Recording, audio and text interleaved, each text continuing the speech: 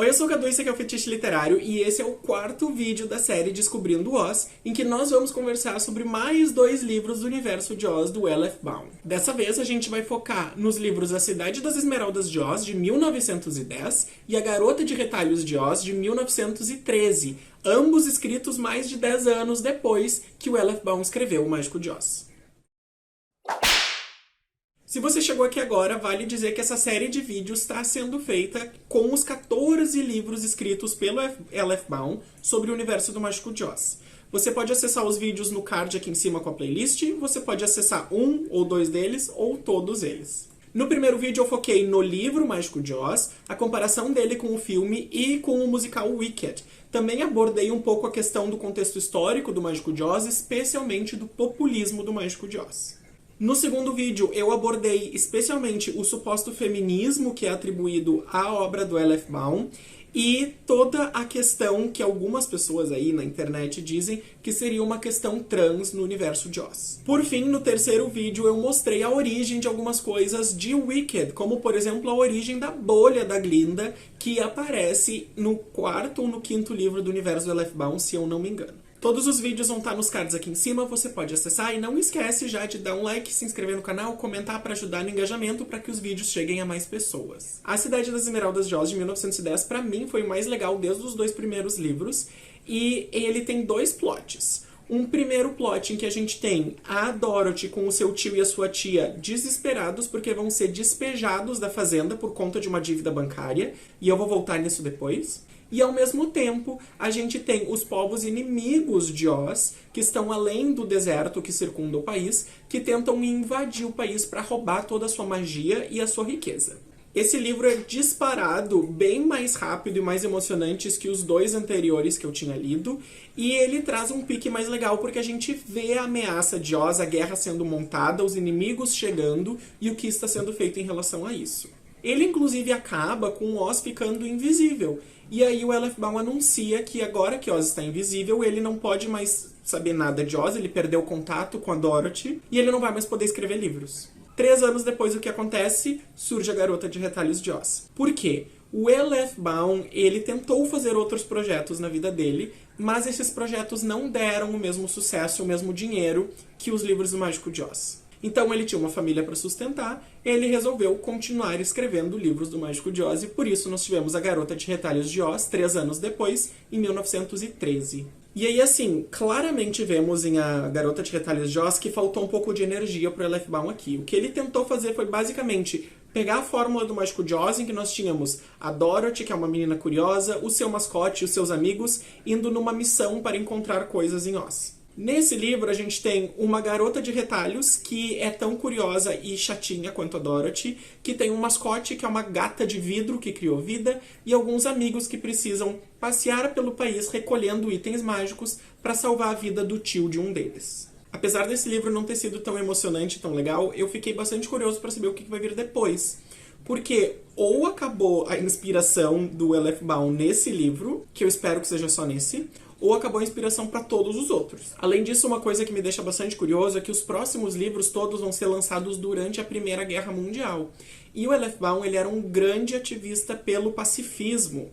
Então, talvez essas questões da Primeira Guerra, das armas de guerra, do conflito, de um ser humano matando outro ser humano, podem aparecer no universo de Oz, eu estou bem curioso para saber isso. Mas eu escolhi aqui 3 questões para trabalhar desses 2 livros com vocês. A primeira dessas questões eu já tinha falado em outros vídeos, que é o protagonismo feminino, que algumas pessoas atribuem a um suposto feminismo do escritor. Como eu já disse em outros vídeos, a sogra do L.F. Baum era uma grande lutadora pelos direitos das mulheres. Ela era uma sufragista que batalhava pelo direito das mulheres ao voto, mas também ao acesso ao mercado de trabalho, a divisão de tarefas domésticas e assim por diante. E isso aparece no universo do Mágico de Oz nos outros livros, quando a gente vê que os governantes homens são descritos como avarentos, como péssimos governantes, como corruptos, e todas as governantes mulheres, com exceção de uma ou outra personagem, são descritas como justas, como preocupadas com o seu povo, como são menos corruptas. Então a gente tem essa criação de uma representação de uma governante mulher no início do século XX que é uma governante melhor que um governante homem. Isso aparece de novo nos dois livros de hoje, mas especialmente na Cidade das Esmeraldas de Oz, em que a gente tem Oz, que é um país rico, pacífico, harmonioso, governado por uma mulher justa, que é a Ozma, enquanto todos os outros países na volta são violentos, são avarentos e são corruptos, são todos governados por personagens homens. De novo, em 1910. Então, não tem como não dizer que isso é progressista. O segundo ponto é que a gente volta pra Glinda. E aí, toda vez que a Glinda aparece, eu fico pensando, será que a inspiração de Wicked veio aqui? Porque eu já tinha dito nos outros vídeos que a Glinda, ela vai sendo mencionada ao longo dos livros de Oz como uma pessoa muito mágica, mas também uma pessoa que tem muito poder.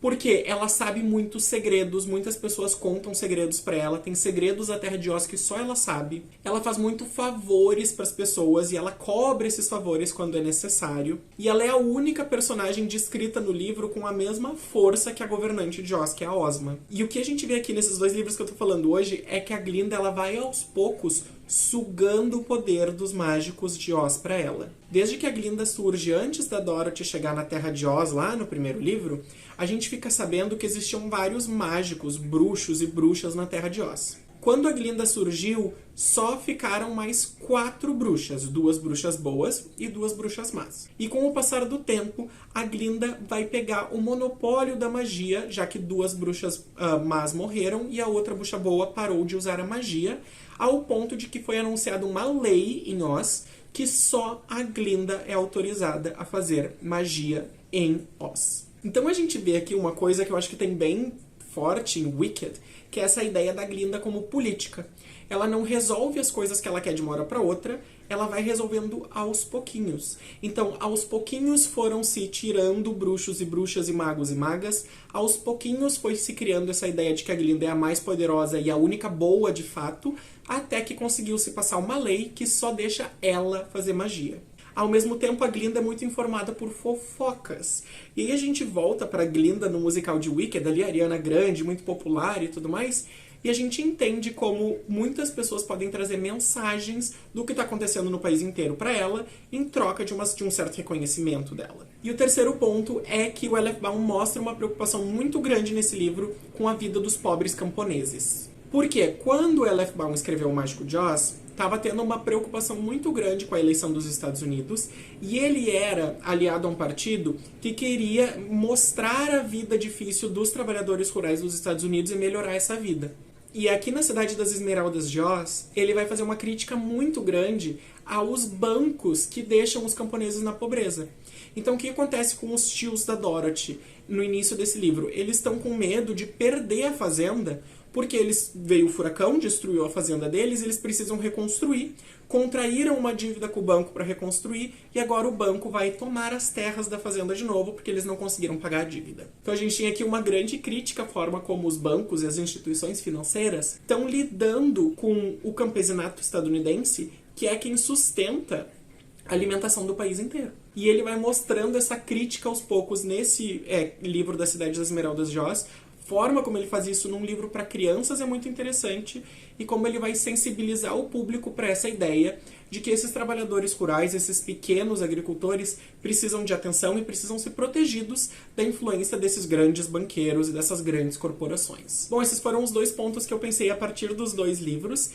Foram menos pontos do que nos outros vídeos, porque eu achei esses livros mais rasos, especialmente A Garota de Retalhos de Oz, mas eu quero ver como é que vai ser nos próximos. Então no mês que vem eu volto com os próximos 2 livros da série do Mágico de Oz, que são TikTok de Oz, de 1914, e O Espantalho de Oz, de 1915, ambos escritos já durante a Primeira Guerra, então vamos ver se vai ter alguma referência aí. Se você gostou desse vídeo, não esquece de dar um like nele, comentar o que você achou para ajudar no engajamento, se inscreve no canal se você ainda não é inscrito e pode seguir também as minhas redes sociais que vão estar aqui embaixo para ficar atualizado das minhas leituras e dos próximos vídeos. Até o próximo vídeo e tchau, tchau!